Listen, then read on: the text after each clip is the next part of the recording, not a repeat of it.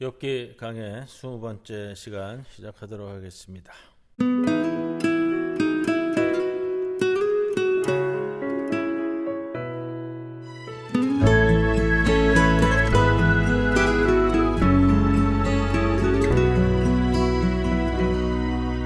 그 선한 힘에 고요히 감사하여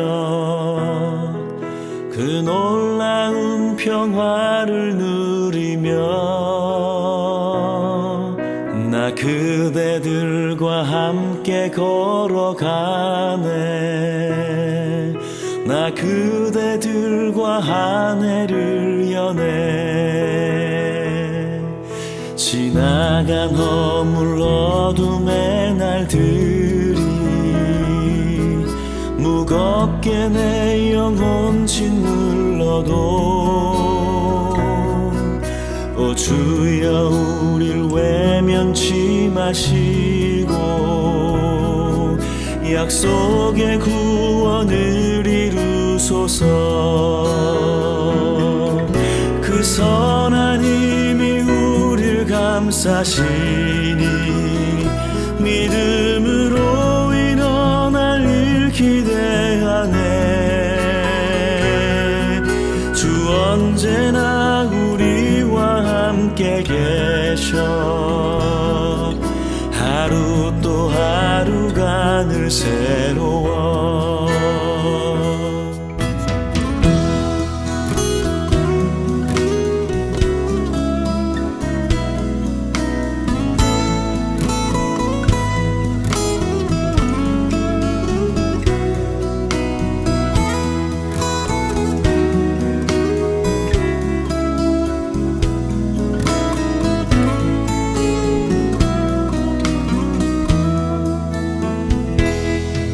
주께서 밝히신 작은 촛불이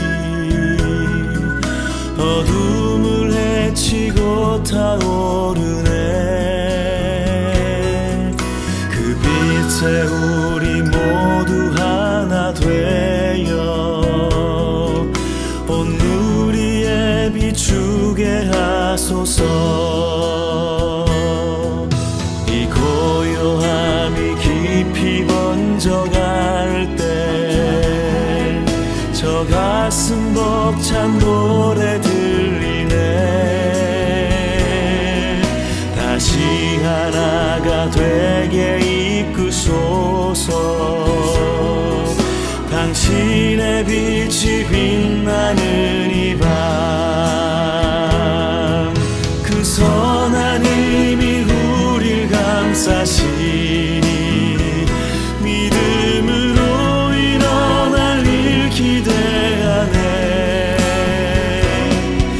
주 언제나 우리와 함께 계셔. 하루 또 하루가 늘 새로워. 그 선한 힘이 우릴 감싸시니 믿음으로 일어날 일 기대하네. 주 언제나 우리와 함께 계셔. 하루 또 하루가 늘 새로워.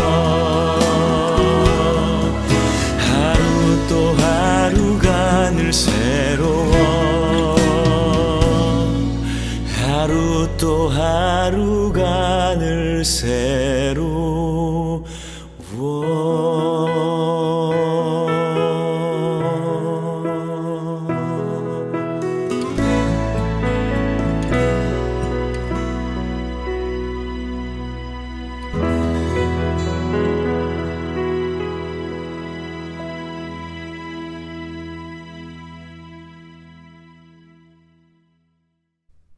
기도드립니다.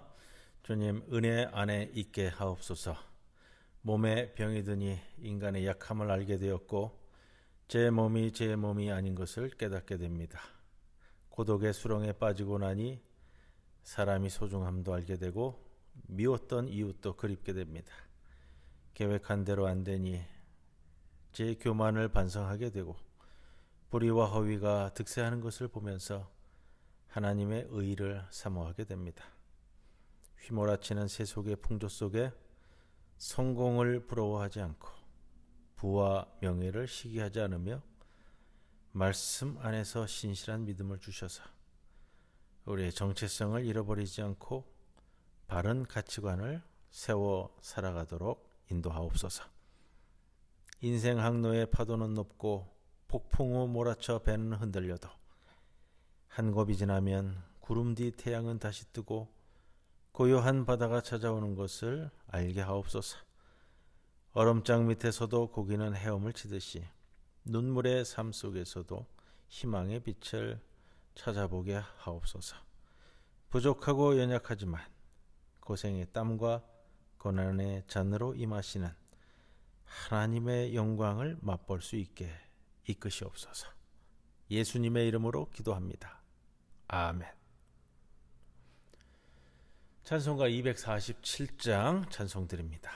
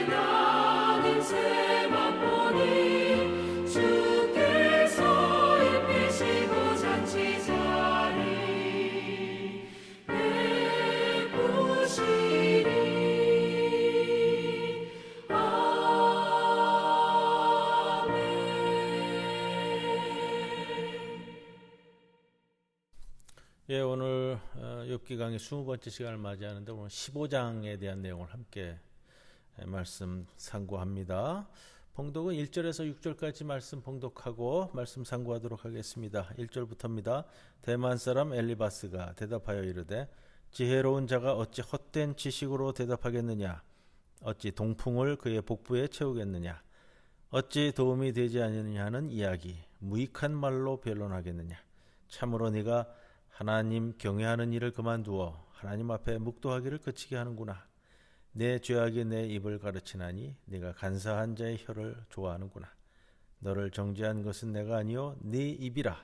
네 입술이 네게 불리하게 증언하느니라. 예, 오늘 15장 말씀 함께 나누게 되는데 엘리바스의 두 번째 말이다 이렇게 제가 제목을 붙였고요. 15장부터 2라운드가 시작이 된다. 보통 이렇게 이야기되어집니다. 세 친구 이야기가 다 끝났고 욥이 지난 시간까지 해서 하나님께 또 뭐라 그럴까요? 하나님께 또 한참 또 대드는 모습으로 이루어졌고, 오늘 두 번째 라운드에서 엘리파스가 욥에게 말하는, 이제 첫 번째 엘리파스가 얘기하는 것과 일관되기도 하지만 좀 더 공격적이고 좀 직접적이다라고서 볼 수가 있습니다. 그거는 이제 뒤에서 다시 한번 말씀을 드리겠습니다. 엘리파스의 1라운드에서는 4장 5장에 나오는 것, 이젠 좀 더 직설적이고 단도직입적으로 가는데, 지난 시간에 우리가 나눴던 말씀은 그겁니다. 세 친구가 차례 했고, 또 욥도 차례 얘기하면서 욥은 이제 친구들을 거의 포기하다시피 하고 하나님께 직접 호소하는 장면, 이렇게 말씀을 나누었고요. 엘리바스가 다시 등장을 해서 욥에게 너는 우리가 가지고 있는 유구한 전통, 뭐 크게 통틀어서 얘기하면 그거예요. 지금 또 이 15장에서도 이야기되어지는 것이 유구한 전통, 종교적인 전통, 그걸 무시하고 있다. 선조들이 이미 다 그걸 역사 가운데 다 깨닫고 또 우리가 가지고 있는 경전이 그걸 다 말하고 있는데 너는 어떻게 해서 그게 아니라고 하느냐, 네가 아는 것을 또 우리가 모른다고 하느냐, 이렇게 되어지는 거예요. 욥의 주장대로 한다면 엘리파스가 얘기하는 건 그겁니다. 우리가 믿고 있는 종교가 와해되는 거예요. 욥이 주장하는 것을 받아들인다면 그동안 쌓아온 모든 전통과 교리가 무너지는 겁니다. 우리는 그렇게 받아들일 수 없고, 욥아 네가 회개해야 된다. 세상의 이치가 그렇다. 세상의 이치라는 것이 하나님의 뜻을 거역해서 고통을 당하는 자들은 잠깐은 잘 되는 것 같지만 결국은 망할 수밖에 없다. 그래서 이것을 기존 교리를 강화해서 우리 선조들한테 이미 알려졌고 다 아는 사실이다. 네가 왜 그것을 알지 못하느냐라고 계속해서 말하는 겁니다. 우리가 1라운드 때 엘리파스가 처음 등장했을 때 엘리파스의 이름의 뜻에 대해서 함께 말씀을 나눴습니다. 엘리는 나의 하나님이고 파스는 이제 순금이다, 이렇게 말씀을 드렸습니다. 그래서 엘리파스 그러면 나의 하나님은 순금과 같은 존재. 감히 순금과 같은 하나님을 지금 욥아 네가 네 생각으로 하나님께 대항할 수 있다고 생각하느냐, 이런 뜻이에요. 그런 측면에서 또 오늘 두 번째 엘리파스의 2라운드가 시작이 된다, 이렇게 말씀을 드리고 시작을 하는데, 2절에 보세요. 지혜로운 자가 어찌 헛된 지식으로 대답하고, 헛된 지식, 헛되다라는 것이요, 시브리 원문장에는 허풍으로도 뜨이는 건데 바람이라는 뜻이에요. 바람. 그 창세기가 처음 시작할 때도 부는 바람이 성령입니다. 하나님의 영이 수면 위에 움직이셨다 할 때 루아흐라는 단어를 쓴다고 그랬고요. 영, 성령. 그런데 이게 후대 히브리어에서는 이 루아흐라는 말이 금방 지나가는 바람, 허풍으로 사용되기도 한다라는 거예요. 그래서 오늘 이 2절 말씀은요, 지혜롭다는 사람이 허풍으로 대답하고 어찌 동풍을 복부에 채우겠느냐. 앞에 문장은 이해가 되시죠? 지혜롭다는 사람이 어떻게 허풍으로 대답하느냐. 두 번째 문장은 어찌 동풍을 복부에 채우겠느냐. 자, 이 동풍은 뭐냐면요, 봄에 이 가나안 땅의 봄에 동쪽에서 불어오는 이 시로코 같이 뜨거운 바람을 이야기합니다. 뜨거운 바람이 한때 이렇게 잠깐 불었다 넘어가는데 이 동풍이 와서 금방 없어지거든요. 이제 그거를 표현하는 거예요. 그래서 복부는 뭐냐면은, 복부는 이 배예요, 배인데 시브리어에서 이 백을 죄기대명사 용법으로 써가지고 너 자신이라는 뜻입니다. 너 자신에게 금방 사라질 이게 동풍으로 어떻게 배에다 채우느냐, 이런 표현이 됩니다. 너 자신을 금방 없어질 동풍으로 채워서 되겠느냐, 이런 거죠. 그러니까 쓸데없는 말이나 소용없는 말로 주장하지 마라 이런 겁니다. 욥은 자신에게 지혜가 있다고 주장한 적은 없습니다. 엘리파스가 이렇게 이야기한다면 고난받는 자의 특권도 될 터인데, 자, 그 2절에 나오는 지혜로운 자가 어찌 헛된 지식으로 대답하겠느냐. 자, 오히려 엘리파스가 이렇게 이야기하면서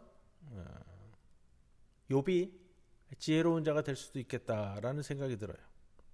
고난받는 자요. 고난받는 자는 누구도 알지 못하는 삶의 지혜를 그 고난을 통해서 터득해서 몸에 지니게 되는 겁니다. 물론 욥이 이제 뭐 1장서부터 42장까지 진행될 텐데, 욥이 아직 지혜를 체득한 것은 아니고 모든 것은 아직 오리무중으로 보입니다. 오늘 15장까지 오면서는요. 그러나 욥의 저항, 우리가 지난 뭐 13장, 14장 나누는 말씀 중에 욥이 하나님께 저항을 하잖아요. 하나님을 불러내려서 한번 변론해 봅시다. 이렇게까지 가는데, 이 욥의 저항 자체가 참된 지혜를 찾아가는 길이다. 이렇게 말씀을 드리고요. 자, 친구들이 전통적인 종교, 전통적인 교리에 의해서 이야기되어져 오는 죄와 벌이라는 인과관계, 이걸 거부하고, 그들이 제시하는 하나님은 이런 분이다 라는 것도 거부하고, 하나님께 대한 저항을 통해 참된 진리를 터득하는 그 길에 들어서 있다. 이게 이 참된 그리스도인, 성찰하는 그리스도인의 모습이 될 건데, 동양학에서는 이걸 도라고 얘기할 거예요.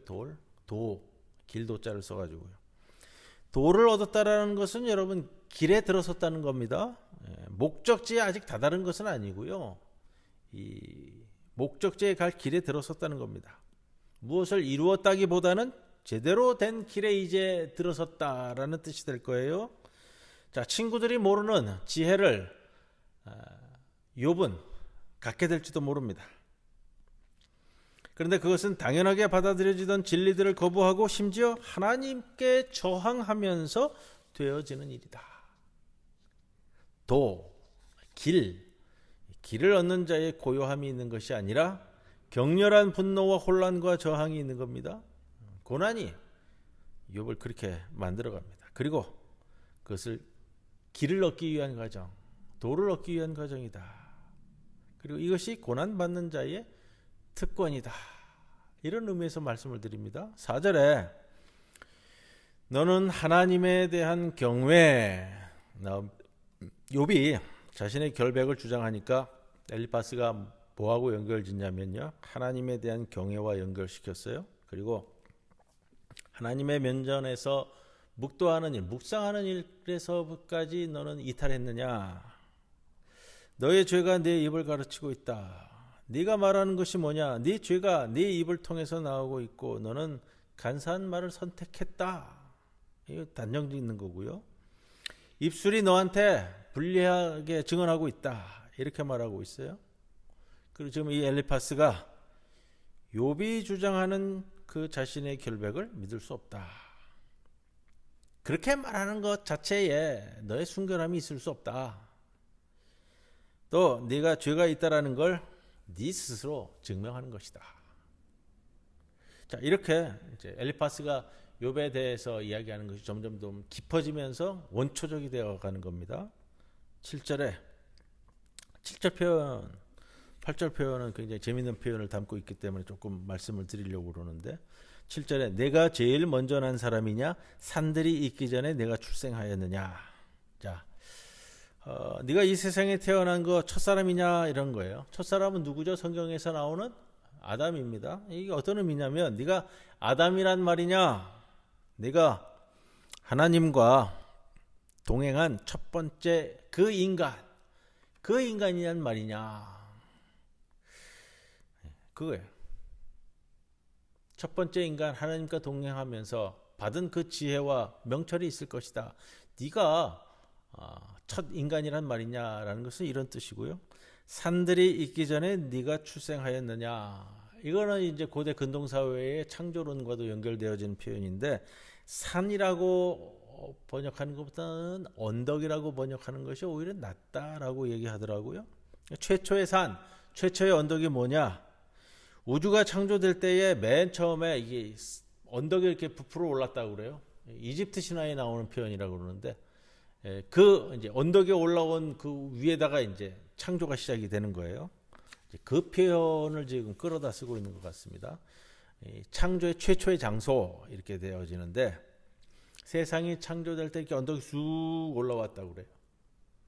이집트 신화에 주로 나오는 표현인데, 자, 최초의 언덕이 솟기 전에 네가 존재했단 말이냐 이런 거예요. 네 말에 의하면 네가 최초의 인간이었고 창조 이전에 네가 존재했단 말이냐. 그렇기 때문에 네가 네 지혜를 갖고 우리가 그동안 얘기했던 종교적인 전통과 교리에 대해서 받아들이지 않고 네가 그렇게 저항하는 것이냐 이렇게 되는 겁니다. 자, 8절에 하나님의 오묘하심을 내가 들었느냐, 지혜를 홀로 가졌느냐. 이게 이제 재밌는 표현인데 이제 번역이 조금 망해졌어요. 하나님의 오묘하심을 내가 들었느냐. 지금 우리가 읽는 성경은 개역 개정판인데 옛날 번역판, 개역판 성경에는 이렇게 번역을 했어요. 오히려 옛날 번역이 더 나았던 것 같아요. 이 부분은. 하나님의 오묘하심을 내가 들었느냐? 이거를 하나님의 모의를 네가 들었느냐? 이렇게 번역을 했거든요. 자, 모의하다라는 것은 회의하다라는 뜻이에요. 소드라는 시브리어 단어를 쓰는데 이 회의는 어떤 회의냐면은 신들의 회합이에요. 신들의 회합. 신들의 비밀스러운 회의. 이게 이제 고대 근동 지역에 쓰였던 이 단어적 표현인데 창세기에도 이와 비슷한 표현이 나옵니다. 뭐냐면 하나님이 인간을 창조하실 때 우리의 형상을 따라 인간을 만들자 그랬어요. 이게 신들의 회합이거든요. 자, 신들이 우주를 창조하기 위해서 모이는 회합에 네가 참가했느냐 이런 뜻이에요. 지금 이게 이 표현은 의미론적으로는 이제 다 통하게 되는데 담고 있는 그 표현에 정말 그 감질나는 맛을 찾아가면은 당시 고대 근동 세계의 표현적인 것들을 곁들여서 읽을 때 더 감칠맛 나는 표현이 됩니다. 신들이 우주를 창조하기 위해서 모이는 그 회합에 네가 참가했었느냐? 회의를 네가 엿듣기라도 했단 말이냐? 그래서 네가 지혜를 홀로 가졌다고 얘기하는 것이냐? 지혜를 독점했다고 얘기하는 것이냐? 그러나 욥은 자신이 지혜롭다고 표현한 적은 없어요. 그렇게 보고서 지금 평가를 하고 있는 것은 엘리파스의 입장이고요. 그래서 이 구절에 나온 내용이 그거예요. 9절에 우리가 모르고 있는 것을 네가 안단 말이냐, 무엇을 너는 깨닫고 우리는 깨닫지 못한다는 말이냐. 자, 보세요. 엘리파스가 계속 이 표현을 쓰는데 우리 가운데도 머리가 시끗시끗하여 연로한 자가 있고 나이 많은 사람이 있고 내 아버지보다도 더 많은 사람도 있고. 이게 뭐냐?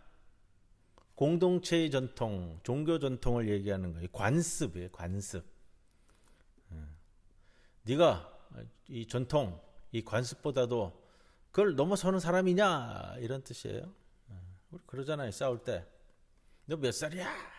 그런데 너 몇 살이야? 나오는 거는 뭐예요? 그게 이제 관습의 젖은 표현이란 말이에요. 네가 지금 관습을 무시하려고 하느냐? 나이 많은 것이 이제 연장자가 받아야 될 대우에 대한 이제 관습인데 이제 그러한 것들 표현이에요. 네가 알고 있는 네 아버지보다도 훨씬 많은 나이에 지긋한 분들이 내 곁에 있다. 우리가 전통을 통해 다 아는 것이 다 여기에 있지 않느냐? 근데 네가 왜 그걸 거부하려고 그러느냐라는 거고요. 자, 그래서 너 정말 하나님의 위로 그거 가지고서는 안 되겠느냐? 이렇게까지 나와요. 어림도 없다는 말이냐? 이렇게 주장하는 겁니다. 11절에 엘리파스는 고난 중인 욥에게 하나님의 위로와 은밀한 말씀이 이미 주어졌다고 봅니다. 그것이 무엇인지는 모르지만 욥이 근데 그 위로를 가벼이 여겼다라는 거예요. 그래서 12절에 욥이 공연히 하나님께 불만을 품고 분노에 찬 눈동자를 굴리는 인간이라고 단죄하고 있는 장면이고요. 13절에 엘리파스는 욥의 영이 하나님께 분노를 터뜨리고 욥의 입이 하나님을 도발한다라고 비난합니다. 이렇게 욥의 2라운드가 시작이 되는 겁니다. 어떤 신학자들은 2라운드, 3라운드를 좀 싸잡아 비난을 해요. 1라운드에 비해서 별로 의미 없이 동일한 말이 반복된다 이렇게 표현하기도 하고요. 그렇게 볼 수도 있겠어요. 그저 횡설수설할 뿐이다. 말을 들여갖고 계속 지어서 가고 있다 이렇게 표현하기도 하는데 그러나 내용상 잘 짚어보면은요 1라운드, 2라운드, 3라운드 가면은 내용이 조금 더 깊어지고요. 직설적으로 가고요. 단도직입적으로 가고요. 진일보해져서 나가고요. 거기에 따라서 욥의 대답도 좀 더 깊어가고요. 지혜를 쫓아가고요. 하나님께 조금씩 더 다가가는 것이 아니겠느냐. 근데 그게 눈곱만큼씩 그거를 찾아서 읽을 수 있느냐라는 것이 욥의 백미가 될 거예요. 2라운드 들어오기 때문에 그렇습니다. 몇 가지 이제 팁을 오늘 말씀을 드릴 텐데, 자, 엘리바스가 1라운드에서 4장에 사람이 어찌 하나님보다 의롭겠느냐, 사람이 어찌 그 창조하신 이보다 깨끗하겠느냐, 이런 장면이 나오거든요. 근데 15장 14절 15절도 비슷해요. 사람이 어찌 깨끗하겠느냐, 여인에게서 난 자가 어찌 의롭겠느냐, 하나님은 그 거룩한 자들을 믿지 아니하시나니 하늘이라도 그의 보시기에 부정하거다. 좀 더 이제 조금 더 깊어갑니다.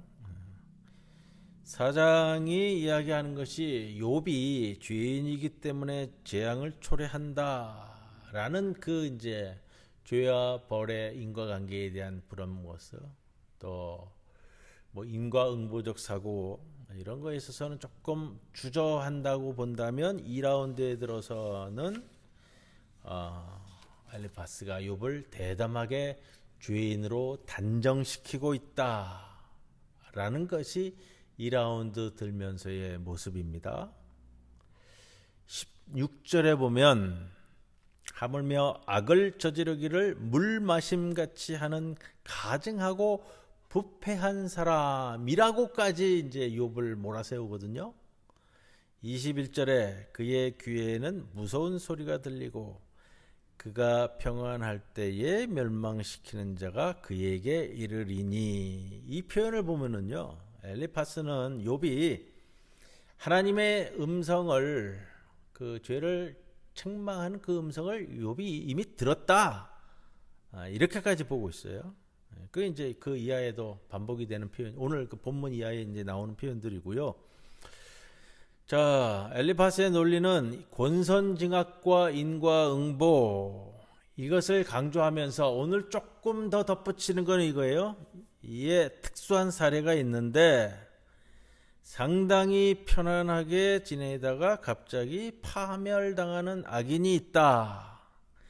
갑자기 밤에 당하는 악에 대해서 21절에 이야기합니다. 그런데 그 이유를 24절 25절에 뭐라고 얘기하냐면, 이미 그 전에 하나님을 대적하고 전능자에게 힘을 과시하였기 때문에 어느 날 갑자기 밤에 그 파멸당하는 악인이다, 이런 말이에요.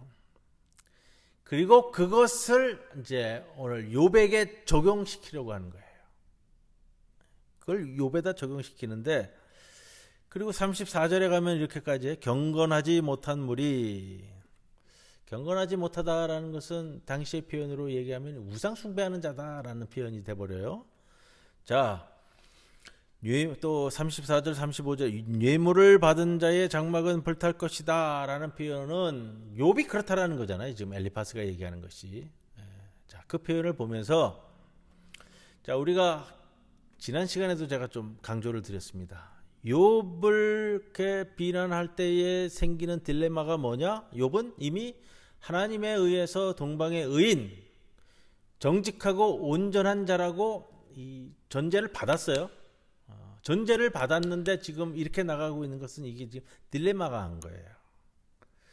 그래서 엘리파스가 너무 무모하게 욥에 대해서 자신의 논리를 지금 적용시키고 있다라는 것을 볼 수 있으셔야 됩니다. 욥에게 갑자기 들이닥친 재난, 죄악의 잉태, 죄악의 해산, 이게 35절에 나오는데 이런 측면에서 적용을 하는데 이것을 뭐 시차 심판론이다 뭐 이런 표현으로도 쓰더라고요. 그게 뭐냐면 시차를 두고 일어나는 심판을 욥이 당하고 있다. 그러나 엘리파스가 지금 이제 두 번째 라운드에서 욥을 몰아붙이고 있는데 좀 더 직설적이고 좀 더 단도직입적이고 좀 더지만 그 좀 더가 무모함도 조금 더 가고 있고 무례함도 좀 더 가고 있다. 이런 말씀을 드리고 싶어요. 엘리파스가 욥을 단죄하는 어투와 논리 구성 좀 더 무례하게 나가고 무모하게 나가고 너무 심해진다라는 느낌으로 진전이 됩니다. 이제 그게 이유가 있어요. 그건 이제 또 나중에 다시 한번 우리가 말씀을 나눌 건데, 자 오늘까지의 본문을 한 줄로 평가한다면, 자 엘리파스와 욥의 관계를 생각해 봅니다. 그러면서 위로하려다가 정죄하는 모든 서툰 위로자의 영원한 반면교사는 엘리파스다. 다시 한번 말씀드릴게요. 위로하려다가, 우리가 이제 흔히 저지르는 실수란 말이에요. 위로하려고 하는데 이게 정죄가 돼버리는 거예요. 위로하려고 하는데 위로가 되지 않고요. 뭔가 나의 의로움을 부각시키는 것이 된다고. 위로는 위로로 가야 돼요. 지금 우리가 예전에도 그런 말씀을 제가 좀 드렸습니다만, 욥에게 지금 제일 필요로 하는 것은 위로예요. 위로. 그 다음에 뭐 법적인 용어로 우리가 생각해 본다면 지난주에 나눈 말씀 가운데 변호해 주는 변호사가 필요한 거예요. 근데 지난번에 그런 말씀 드렸죠. 변호사로 세워진 친구들도 변호의 역할이 아니라 검사의 역할로 자꾸 바뀌어가고 있고요. 자, 맨 처음에 등장했던 검사인 사탄은 이제 물러난 상황이고요.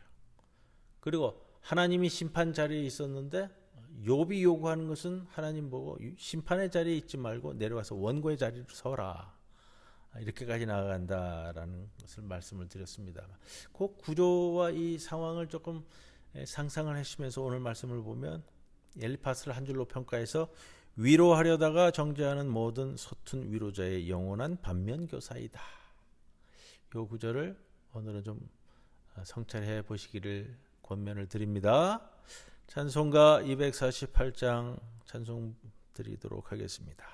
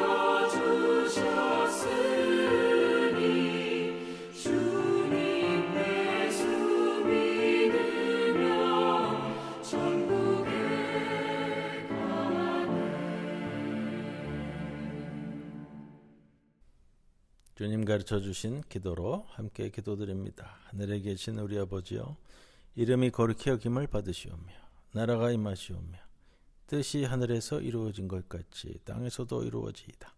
오늘 우리에게 일용할 양식을 주시옵고 우리가 우리에게 죄 지은 자를 사하여 준 것 같이 우리 죄를 사하여 주시옵고 우리를 시험에 들게 하지 마시옵고 다만 악에서 구하시옵소서. 나라와 권세와 영광이 아버지께 영원히 있사옵나이다. 아멘.